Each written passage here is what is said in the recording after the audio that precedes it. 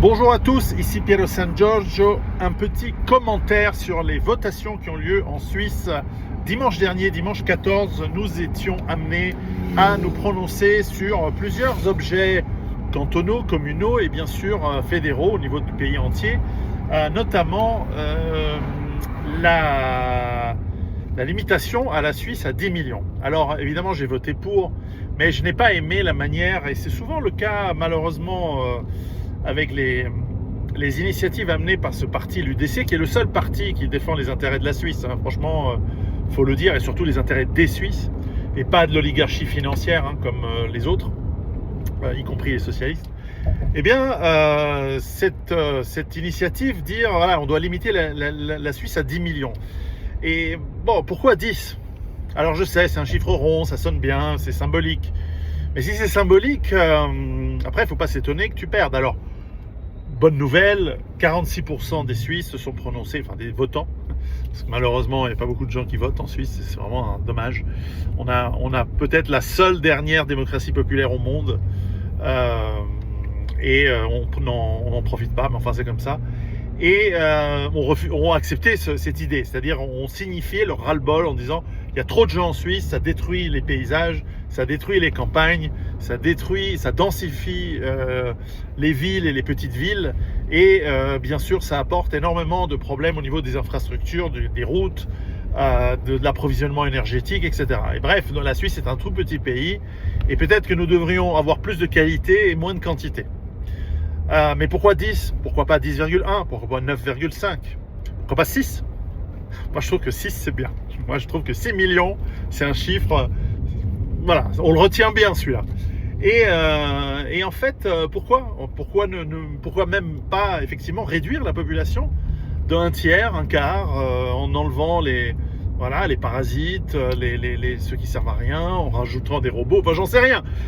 Voilà, moi j'ai pas réfléchi au sujet, j'ai mes petites idées, mais je suis pas allé dans la technique. Et donc voter comme ça sur une initiative un peu coup de gueule, coup de poing, oui, c'est bien, ça fait prendre conscience des choses, mais ça tend aussi le bâton à ceux qui ont gagné pour se faire battre et pour qu'ils crient victoire en disant, vous voyez, c'est un plébiscite pour l'immigration massive, voire pour l'entrée dans l'Union européenne, toutes sortes de catastrophes qu'on aimerait éviter. Alors après, gardons la raison, la plupart de l'immigration en Suisse vient de pays européens. Et en général, elle est choisie, en général, elle est plutôt de qualité, et donc tout va bien. Le vrai problème, et c'était malheureusement le sujet que les opposants à cette initiative ont fait valoir, avec beaucoup de support médiatique. Tous les oligarques soutiennent toujours, en fait tous les partis, à part l'UDC, c'est oligarchique, hein, en Suisse aussi. Et donc toute cette masse de médias et de partis et de campagnes publicitaires ont utilisé le sophisme qui est de dire sans l'immigration, la Suisse ne pourrait pas fonctionner, par exemple dans les hôpitaux. Oui, mais en fait, il faut avoir une politique économique. C'est pour ça que je dis cette votation est peut-être mal fagotée, parce qu'il faut qu'elle soit toujours accompagnée en disant si nous voulons de la croissance économique, ça c'est une grande question, peut-être devrions-nous développer des filières et des modes de travail qui n'impliquent pas une immigration massive et sédentaire. Nous avions dans le temps le travail saisonnier. D'une certaine manière, il existe toujours, mais voilà, nous avions dans le temps en Suisse un système d'embauche qui ressemblait à celui de Dubaï, enfin quand même pas dans les mêmes conditions, quoique dans les années 50, moi j'ai connu des Italiens et des Espagnols qui l'ont roté, comme on dit chez nous, Mais bon, ils avaient un contrat, ils pouvaient le refuser, ils ont bien gagné leur vie, ils sont repartis en Italie après, il n'y a pas de regroupement familial, il n'y a pas d'implantation massive d'étrangers. Donc, il faut repenser le système de contrat de travail, bien sûr, et il faut aussi imaginer des filières de formation pour former là où, effectivement, en Suisse, nous n'avons pas le personnel qualifié ou pas qualifié, peu importe, mais enfin, a priori qualifié, qui produit le nombre de gens nécessaires. Parce que je rappelle que chaque fois que nous faisons venir travailler en Suisse une infirmière française ou congolaise, vous allez me dire c'est pareil, c'est une infirmière qui manque en France ou au Congo. Et donc, quelque part, on est égoïste, hein, on préfère être soigné près de chez soi, mais voilà, quelque part, pourquoi volons-nous les savoir-faire et les impôts et les cerveaux, d'autres pays? Alors, certes, ces gens vont payer des impôts dans d'autres pays, et puis après tout, qui se démerdent aussi. Mais enfin, vous voyez l'idée, quoi. Et puis, ça amène toujours cette idée que, par exemple, les frontaliers sont, voilà, c'est pas bien. Non, c'est des gens, ils font un travail super. On a besoin, mais il faut revoir les choses en profondeur. Et malheureusement, voilà, c'est souvent pas avec les médias que l'on a que l'on peut faire ce débat. Et encore une fois, chapeau à l'UDC d'avoir proposé quand même quelque chose qui fait réfléchir.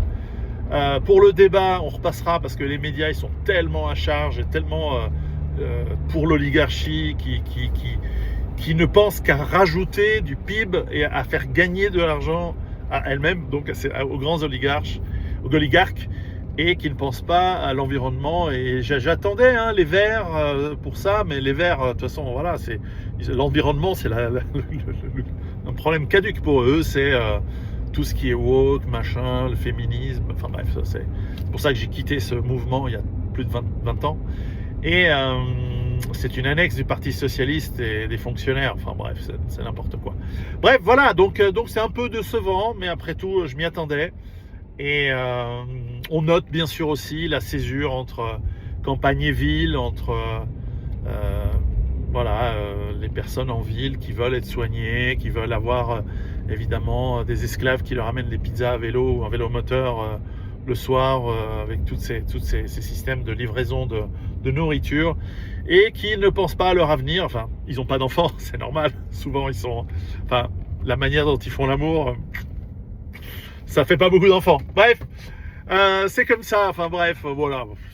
Permettez-moi un peu d'humour, mais c'est pas très grave. Deuxième sujet qui lui est passé, c'est le durcissement du service civil. Moi, je trouve que le service civil, c'est une très bonne chose parce que beaucoup de gens ne veulent ou ne peuvent pas faire l'armée de milice en Suisse, et donc leur permettre de malgré tout rendre service au pays et à la population d'une autre manière, c'est louable et c'est très très bien.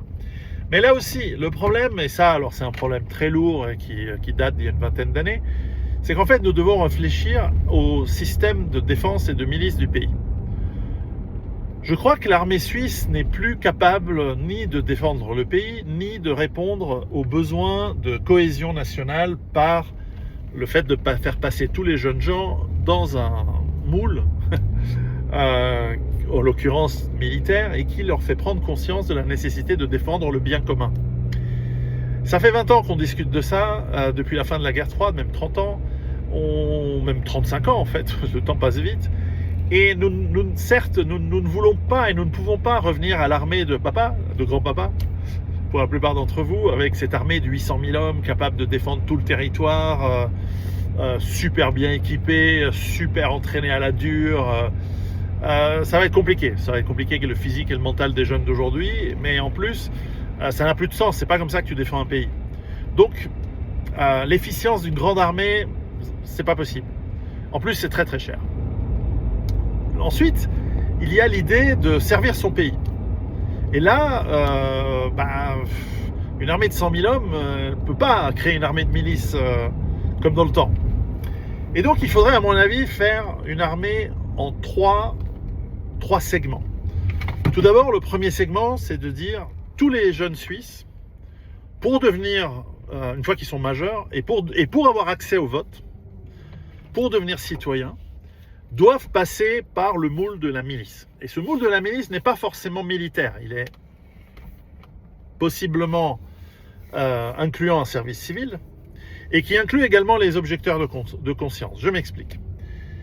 Une milice, ça sert à contrôler un territoire avec un maillage extrêmement fin dans chaque village, dans chaque ville, dans chaque quartier, avec une organisation basée sur l'infanterie et essentiellement capable d'une logistique très simple, capable avec une arme individuelle, des munitions et quelques stocks, un peu comme les milices que l'on trouve dans les pays soviétiques à l'époque, que l'on trouve à Cuba, que l'on trouve dans pas mal de ces pays, où en fait on va développer un minimum de compétences pour tenir un village, un point fort, etc.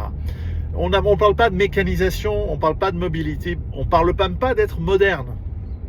Donc il ne s'agit pas de combattre des drones, d'abattre des missiles. Non, c'est tenir un territoire, le sécuriser. De manière à ce que nous n'ayons pas besoin d'autant de police et de manière à ce que l'armée, en fait, le contrôle automatiquement. Nous sommes, je ne sais plus, 9 millions en Suisse, etc. Que chaque jeune, pour obtenir sa citoyenneté, pour obtenir son droit de vote, eh bien, passe par ça. Alors vous allez me dire, et si vous n'aimez pas l'organisation militaire et vous n'aimez pas les armes, etc., tu n'es pas obligé de porter une arme. Il y a une grande partie, l'immense majorité, porte des armes. Et puis une toute petite minorité qui va faire de l'auxiliaire. C'est-à-dire, tu ne veux pas porter les armes, tu es objecteur de conscience. Regarde, on ne va même pas te donner un uniforme, mais tu vas pouvoir travailler aux cuisines, porter les caisses de munitions, porter la boy latte, et des trucs comme ça. Et il n'y a pas le choix. C'est ça ou la tôle, et puis à ce moment-là, tu n'as pas le droit de vote. Puis c'est comme ça. Parce que tu ne peux pas voter si tu ne participes pas à la défense du pays. Et puis là-dessus, se cale le service civil. Le service civil, dans l'armée de milice, qui dit, après un minimum de formation militaire, alors je précise, hein, le service militaire dans ces cas-là est beaucoup plus court, avec des écoles avec des cours de répétition annuels, mais courts, très simples. Tu dois apprendre à utiliser ton fusil, tu dois apprendre à bouger en binôme, trinôme. Pas beaucoup de plus. Ça, c'est à la section, au pire une compagnie, au plus gros une compagnie, quoi. Ça, c'est la base. Et ça, en un mois, t'apprends les trucs. T'apprends de quoi faire. Il n'y a pas besoin de faire les trucs, les parades, les machins. Sommaire, simple. En un mois, c'est possible. Tu fais un mois de formation de base, un mois où tu fais le boulot, et puis ensuite, chaque semaine, tu reviens 2 semaines. Chaque année, tu reviens 2 semaines. Tu fais ça toute ta vie. Ça, c'est la base. Sur les 3 trucs. Ça, c'est le premier. Deuxième point. Ceux qui sont motivés, et là-dedans, il y a des officiers, des sous-officiers, mais de milices simples. Deuxième point, là, on se rapproche de l'armée qu'on connaît aujourd'hui. C'est-à-dire, on va faire une armée qui a des compétences techniques. Et là, ce sont des gens volontaires qui se disent, moi, je voudrais faire plus, parce que ça fait partir de défendre mon pays. Et ces gens-là, soldats ou officiers, vont développer des compétences plus pertinentes, plus techniques. Et là, nous avons de l'infanterie plus organisée, des troupes de forteresse, des chars, des obusiers, l'artillerie, la DCA, même l'aviation, etc. Bref, ce qu'on a aujourd'hui. Donc ça se cale en deuxième phase avec un équipement pas forcément cher et pas forcément le NEC plus ultra, parce qu'on n'arrive jamais à être au NEC plus ultra, on sera toujours au NEC au N-1, et qui soit efficace. C'est-à-dire, voilà, s'il faut intervenir, les troupes du génie doivent intervenir pour un village qui s'est... Voilà, la montagne s'est éboulée sur un village, on y va. Il faut reconstruire un pont rapidement, on y va. On peut avoir le contrôle du ciel avec quelques escadrilles d'aviation dans des 3-4 bases clés. Bien sûr, pourquoi pas une défense aérienne.